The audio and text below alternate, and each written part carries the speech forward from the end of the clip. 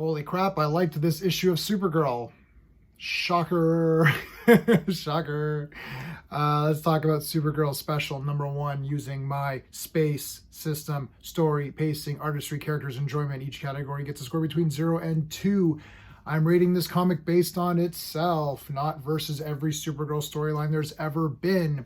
Because if you do that, it's not going to be very good, is it? Because there's been a lot of great Supergirl stories. So I'm basing this on, you know who Supergirl is, you have expectations in your mind. How well does this fulfill your expectations? And it actually fulfilled them pretty good for me. If you get a 5 out of 10, that's a pass, just barely a pass. That means, yeah, it's okay. So, I mean, most comics, if you're interested in a comic and you buy it, it should be getting like a 5 or 6. If it's getting lower than that, then that's a pretty bad fail, right? I'm going to give the storyline a freaking 2 out of 2. I like the story here. You know, it was real simple. Supergirl and Power Girl, they kind of show up at the same time and people confuse them. It's like, do we really need 2 of these characters? You know, the twins talk to Kara and ask her about her when she was young on Krypton. Oh, what was it like? What did you do? And she doesn't really have an answer because she wasn't a superhero on Krypton. She's a normal person. So she starts to recall that, you know, she liked racing, she liked running. So she would, you know, do competitions and that kind of a thing. And that's sort of a metaphor for her life. You know, she came in second, or she doesn't ever come in first. She was supposed to go ahead of Clark in this new continuity, which I don't like. I like the pre-crisis continuity of Supergirl's origin better than this post-crisis origin where she's supposed to go protect him or whatever. I don't like that. But anyways, that is the story. So she doesn't get there. He gets there first. So she's second there again. And now Power Girl is there. So it's a relationship a little bit with them.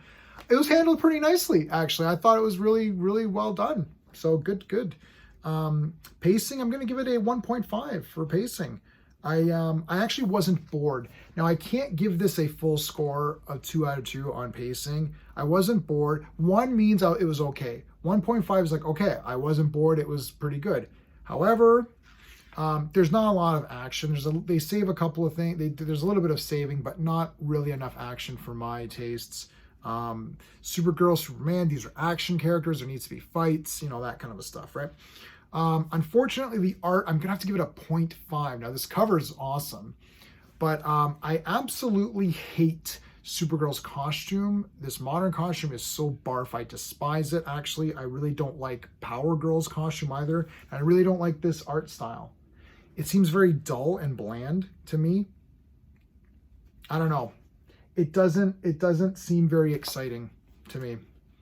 I mean, the art is subjective, so it is what it is, right? It doesn't do it for me.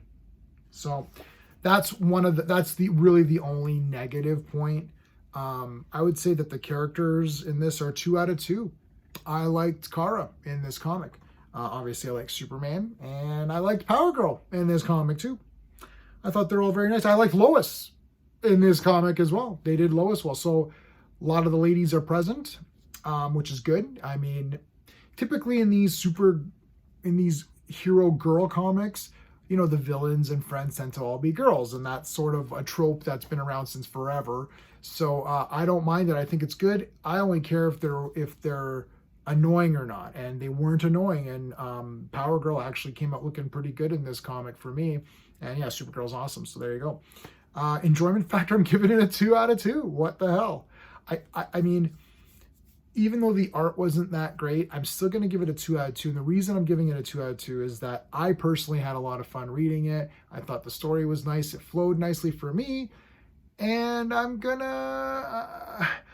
say I'd recommend it if you want Supergirl. Again, it's modern comics, so it's thicker, but not boring. I didn't find it boring. It's tough, I think, with modern comics to actually give a full, complete story. This is actually just a one-off. There's no to be continued. I actually think comics should be like this all the time. Do your one story, except I would have shortened it and added some sort of actual problem to face that a superhero would face. So like, you know, an alien or something. I don't know, right? Like some sort of crime or something, some superheroic stuff. They do save some people, so that's good. But I would have liked to have a little bit more of that. But still, pretty good for a newer comic. So good job. 8 out of 10. I enjoyed it a lot. So that's it. Let me know what let me know what your thoughts are in the comments. And remember, every Monday, Legion of Superheroes live stream. So we got to see there for Legion of Superheroes. It's great. And right now we're doing Fourth World Fridays, Jack Kirby's Fourth World. So we're, I think, more than halfway done. So once we're done that, we'll see where we go from there. But for now, it's Fourth World Fridays. All right. Until next time.